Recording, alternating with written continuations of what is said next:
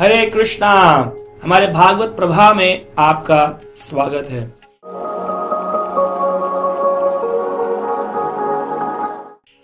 और आज हम श्रीमद् भागवतम के इस दूसरे स्कंद के अंतिम अध्याय में प्रवेश कर रहे हैं। इस अंतिम अध्याय में श्रीमद् भागवत के 10 विषयों का वर्णन किया गया है। यहाँ पर 10 विषय, जैसे कभी हम कोई भी सेमिनार करते हैं, कोई कार्य करते हैं, उसके पीछे उसका अभिष्ट जानना चाहते हैं, इसका मकसद क्या है। तो जैसे भगवत गीता जब हम पढ़ते हैं तो उसमें 5 सब्जेक्ट मैटर्स हैं। 5 विषयों पर भगवत गीता चलती है: जीव, प्रकृति, ईश्वर, काल, कर्म। तो इस तरह से 5 सब्जेक्ट मैटर्स पर भगवत गीता काम करती है। हम जीवन में कोई भी काम करते हैं, आदमी पूछता है तुम्हारा मकसद क्या है, लक्ष्य क्या है।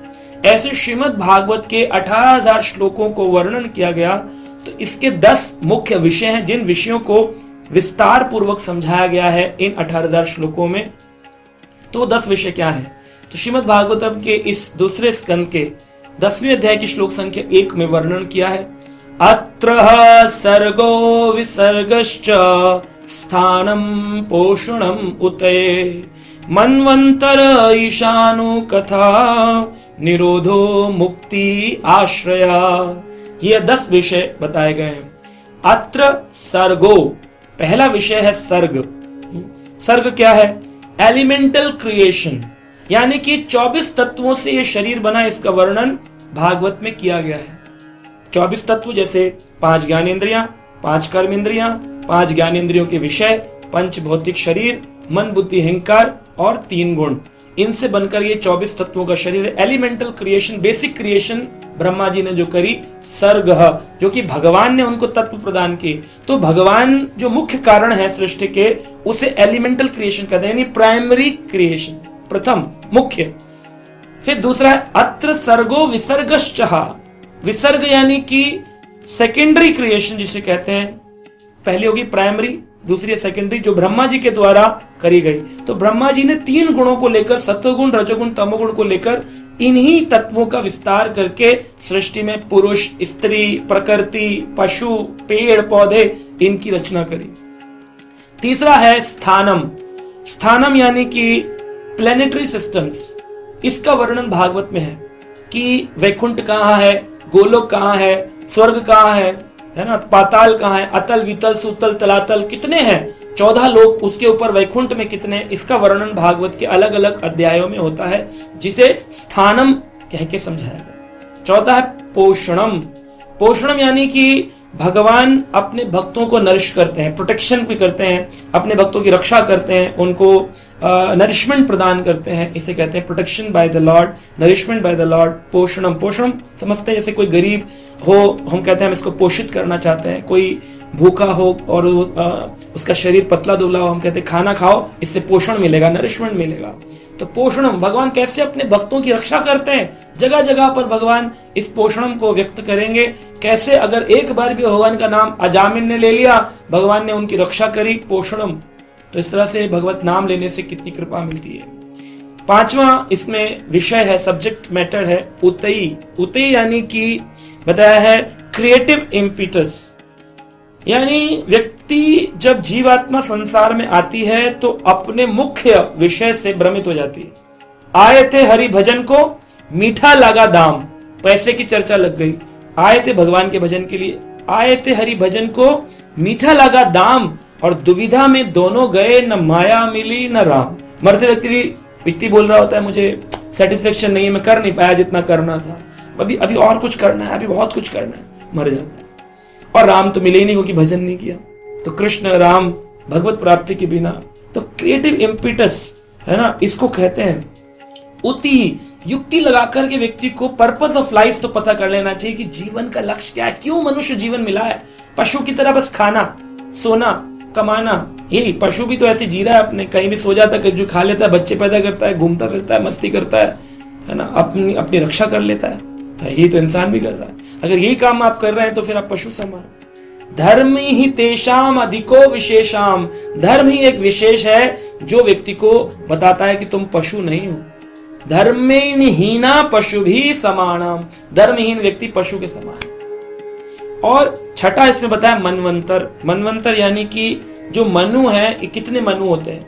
हम सब मनुष्य मनु से आए। पहले मनु आए और शत्रुपा आए। ब्रह्मा जी ने जब सृष्टि रचना करी, सबसे पहले व्यक्ति जो बना है मनु और शत्रुपा स्त्री, उससे फिर सृष्टि का सृजन हुआ। ऐसा नहीं कि हमारे भागवत में लिखा है, सारी ग्रंथ, सभी धार्मिक ग्रंथों में लिखा है। जैसे अगर आप बाइबल में जाएंगे तो उसमें लिखा है एडम एंड ईव। अगर आप कुरान में जाएंगे तो उसमें लिखा है आदम और हव्वा, है ना। इसी प्रकार भागवत में बताया मनु और शत्रुपा। मनु से मनुष्य या मानव आए। तो कितने मनु आते हैं? ब्रह्मा जी के 12 घंटे में 14 मनु बनते हैं, है ना। स्वयंभू मनु, स्वरचिष मनु, है ना, और सावर्णी मनु, वैवस्वत मनु, से अनेक 14 मनु बनते हैं। तो उन कौन से मनु के काल में कौन सी लीला होती है, ये लीलाएं भी अलग अलग हैं।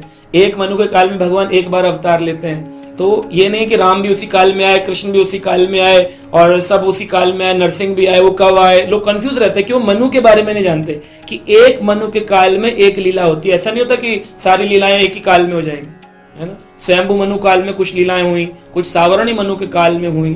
तो मनु जब अलग अलग हैं, फिर एक मनु 71 चतुर्युग में जाता है, यानी 71 टाइम्स चतुर्युग घूमता है। सतयुग, त्रेता, द्वापर, कलयुग, सतयुग, त्रेता, द्वापर, कलयुग, ऐसे 71 बार घूमते हैं, तब एक मनु परिवर्तन होता है। इसको कहते हैं मनवंतर। फिर आता है ईशानु कथा।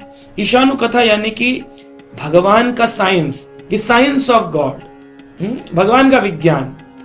एक है कि हाँ आस्था का केंद्र है भगवान, किसी को भी पूज लो, पत्थर पूज लो, भगवान पूज लो, एक ही बात है, आस्था है, वरना तो कुछ नहीं, पत्थर है। मानो तो बहता पानी, मानो तो गंगा मैया, नहीं तो बहता पानी, ऐसे लोग भजन बनाते हैं। लेकिन एक्चुअली है क्या? साइंस क्या है? कौन है भगवान? क्या करते हैं? इसका ज्ञान भगवान ने कितने अवतार लिए, एक ही काल में 2 अवतार कैसे आते हैं, कौन से अवतार शक्ति आवेश है, कौन से लीला है, कौन से अवतारों को पूर्ण अवतार, कौन को गुणा अवतार, पुरुष अवतार, ऐसे 6 अवतारों का वर्णन, इसे साइंस ऑफ गॉड, इसे ईशानु कथा के अंतर्गत रखा गया। और फिर आता है निरोधो। निरोध का मतलब है द डिसोल्यूशन, प्रलय। अब भगवान ने सृष्टि रचन कराई है तो प्रलय भी आती है। कितने प्रकार की प्रलय होती है उसका वर्णन है। 4 प्रकार की प्रलय है कि सूक्ष्म प्रलय, आकस्मिक प्रलय, माध्यमिक प्रलय, पूर्ण प्रलय, कौन सी प्रलय, उसकी चर्चा इसमें करी है। फिर आता है अंत में 9वां मुक्ति, लिबरेशन। हर जीवात्मा सोचती है संसार से मुक्ति, तो मुक्ति कितने प्रकार की है इसका वर्णन भागवत में। एक मुक्ति है अपनी टेंशन से मुक्त हो जाना, बेटी की शादी कर दी, बोले अब हम अपनी जिम्मेदारी से मुक्त हो गए। एक मुक्ति है कि शरीर छूट गया, बोले मुक्त हो गए। बीमार थे, बीमारी खत्म हो गई, बोले मुक्त हो गए। कुछ लोग कहते हैं भगवान में लीन हो जाएंगे तो मुक्ति है। कौन सा ज्ञान है, कौन सा अज्ञान है, पूर्ण मुक्ति क्या है, इसका वर्णन भागवत में है कि भगवान के धाम में कैसे प्रवेश मिले, भगवान की लीलाओं में कैसे प्रवेश मिले, ये भागवत का विषय है। और 10वां विषय है आश्रय, यानी कि सुप्रीम शेल्टर, भगवान का शरणागत होना। यह सबसे बड़ा कल्याणकारी काम है जिसके लिए किसी क्वालिफिकेशन की जरूरत नहीं है। कोई भी व्यक्ति किसी भी स्थिति में भगवान की शरण में जा सकता है। हाथी ने भगवान की शरण ले ली, कोई उसने डिग्री नहीं ली थी, लेकिन भगवान ने उसकी रक्षा करी। तो इस प्रकार से हम देखते हैं असुर कुल में आने वाले प्रहलाद ने भगवान की शरण ली, राम की शरण विभीषण ने ली जो राक्षस राज्य में पैदा हुए, बलि राक्षस थे लेकिन उन्होंने वामन भगवान की शरण ग्रहण करी। तो शेल्टर, सुप्रीम शेल्टर, ये कर समझ जाएं, ये भागवत का अंतिम विषय। तो इन 10 विषयों पर भागवत चलता है। हरे कृष्णा।